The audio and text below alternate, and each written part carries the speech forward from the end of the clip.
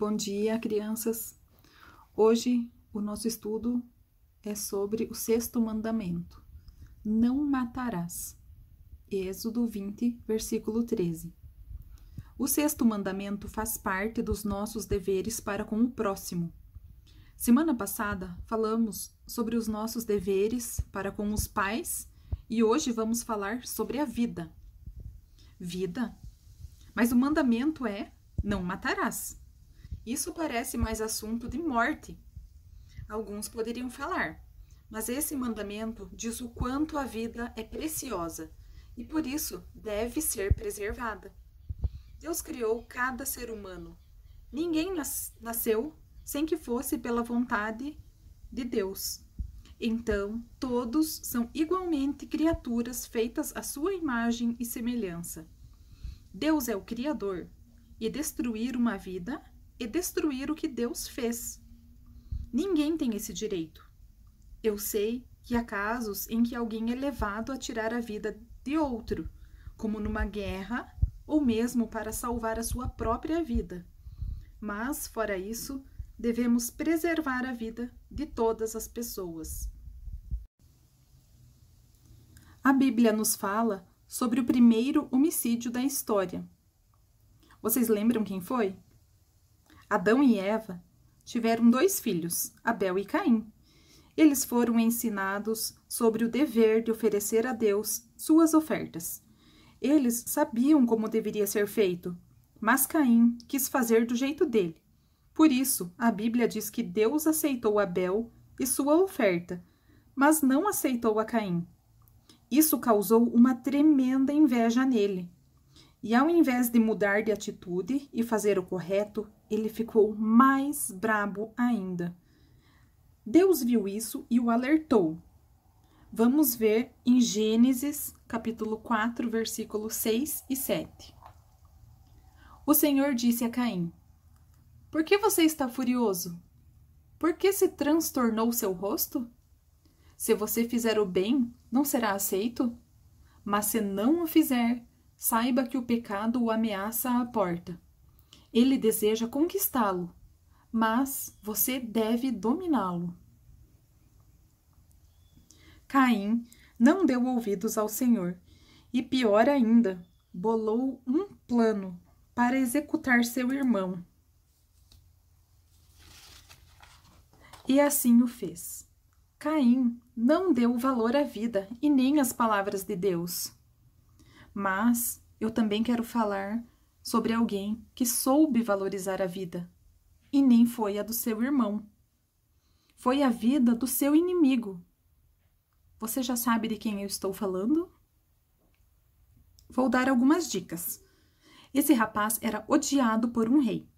Esse rei maldoso tentou matá-lo e o afastou do seu melhor amigo. E aí, já sabem? Eu estou falando de Davi. Nós sabemos que Davi foi o rei de Israel, mas antes dele havia o rei Saul, que no início até gostava dele, mas assim como Caim, deixou crescer dentro dele o sentimento de inveja e raiva, por causa desse ódio mortal. Davi teve de abandonar sua família e amigos e fugir. Mas Saul não se contentou e organizou uma tremenda caçada para achar Davi e acabar com ele. Porém, o Senhor era com Davi, e não com Saul. Então, numa certa noite, Davi foi ao acampamento onde o rei Saul e seus homens estavam dormindo. Ele chegou bem pertinho, e ninguém acordou, porque Deus os fez dormir profundamente. Perto da cabeça de Saul estava sua lança e um jarro de água. Seu amigo Abisai foi logo dizendo: Deixe o rei comigo, vou acabar com ele. Pessoal, aquela era uma tremenda oportunidade, pois se Saul morresse, Davi poderia voltar para sua casa e continuar a sua vida. Mas Davi sabia que a vida pertence a Deus. E vejam só a resposta dele para o seu amigo. Está em 1 Samuel, capítulo 26, versículo 9 a 11. Juro pelo nome do Senhor, disse ele, o Senhor mesmo o matará.